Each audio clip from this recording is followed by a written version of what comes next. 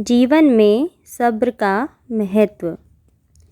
दोस्तों, हम सभी के जीवन में सुख दुख कठिनाइयाँ आती रहती हैं, पर हमें साहस नहीं खोना चाहिए, क्योंकि संसार में कोई भी वस्तु स्थायी नहीं है। उसी तरह ये बुरा समय और समस्याएं स्वयं ही धीरे धीरे समाप्त हो जाएंगी। ज़रूरत है तो बस विश्वास की, जो हमें इन बुराइयों से लड़ने की ताकत देगा।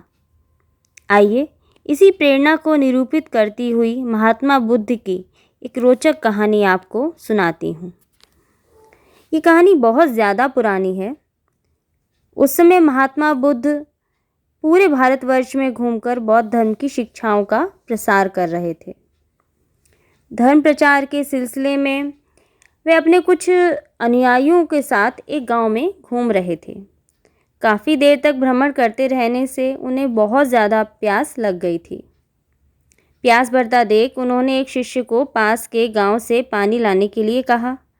शिष्य जब गांव में पहुंचा तो उसने देखा कि वहां एक छोटी सी नदी बह रही है, जिसमें काफ़ी लोग अपने वस्त्र साफ कर रहे थे और कई अपने गायों को नहला रहे थे। इस कारण नदी का पानी काफ़ी गंदा हो गया था।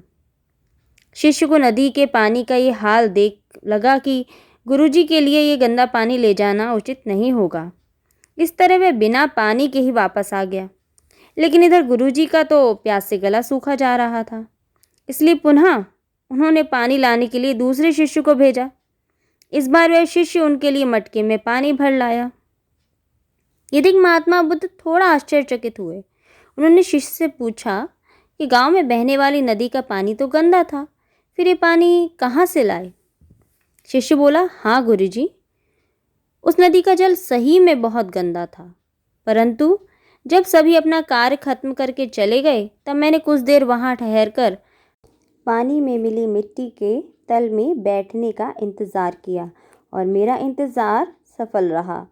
शिष्य की बात सुनकर महात्मा बुद्ध मुस्कुराए और कहने लगे कि शिष्य, तुम सच में बहुत धैर्यवान हो और मेरी दी शिक्षा को सही अर्थों में समझ पाए हो।